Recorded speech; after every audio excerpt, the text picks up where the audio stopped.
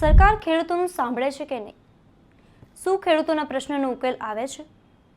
આવા તમામ પ્રશ્નોના ઉત્તર મેળવવા માટે અમારી ટીમ સૌરાષ્ટ્ર પહોંચી છે, ખાસ ખેડૂતો સાથે વાત કરવા.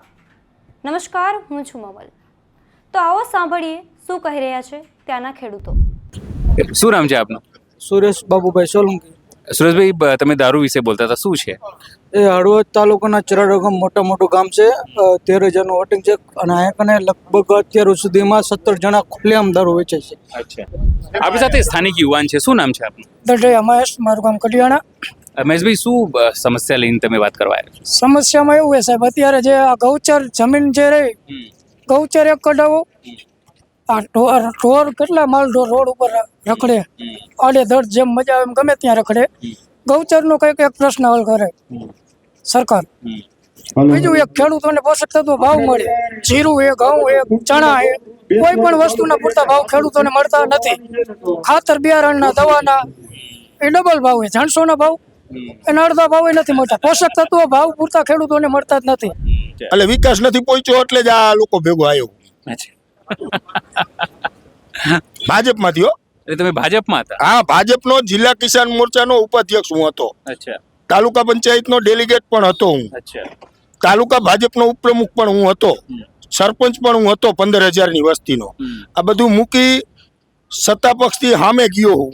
ક્યારે ગયો હોય? આમ આદમી પાર્ટીમાં હું ગયો હું. તમે કિસાન મોરચામાં ભાજપમાં હતા, સત્તા પક્ષમાં હતા, અને હવે તમને એટલું મન ખાટું થઈ ગયું ભાજપથી કે તમે આમ આદમી પાર્ટીમાં આવી ગયા. હા, આવી ગયો ને. જીયાને સમાજજી આવી. તો કેમ એવું થયું તમને કે સત્તા પક્ષ તો ત્યાં મલાઈ મળતી હોય ને તમે મલાઈ છોડીને અહીં આવ્યા? અમે મલાઈ લેવા વાળામાંથી નથી એટલે જ ન ફાવે ને ભાઈ. અમે એ મલાઈ લેવા વાળા માણસોમાંથી સી જ નહીં. આ એપીએમસી હળવદ એપીએમસી નો હું કોન્ટ્રાક્ટર પણ હું જ હતો. એ મેં બનાવ્યું છે, કેવી રીતે બનાવ્યું, શું દીધું લીધું એ બધું મને ખબર હોય ને એટલે હું પછી અમારે તો લોકોના કામ કરવા જોઈએ. તો અમારે કામ ન થાય તો અમે એના ભેગા જઈને અમારે કઈ મતલબ નથી. અને એવા અમે અમારા લોકોના જે કામ હોય છે, ખેડૂતોને નાના ઝીણા પ્રશ્નો હોય એના પૂરતા અમે એવા તો અમે અધિકારીઓને વંશ કરીએ કે એમ ખાઈ એની જરૂર પડે એવું નથી કે ધારાસભ્ય કહેતો જ થાય ને ઓલો કહેતો જ થાય ને. અમારા જોગા તો અમે છીએ. કારણ કે હું અહીંયા 30 વર્ષથી રાજકારણમાં એક્ટિવ છું ને અમારા અહીંયા એમએલએ સાહેબ એ અમારા અહીંયા 3-4 વર્ષથી એક્ટિવ છે. એટલે મારા એ 25 વર્ષ આગળના અનુભવ તો હોય જ ને મને. કોણ એમએલએ છે તમારે ત્યાં? અમારા એમએલએ પ્રકાશભાઈ વર્મોરા છે. અચ્છા. આ સમગ્ર મામલે આપ શું વિચારો છો? કોમેન્ટ કરીને અમને જરૂરથી જણાવજો. અત્યાર માટે બસ આટલું જ. ધન્યવાદ.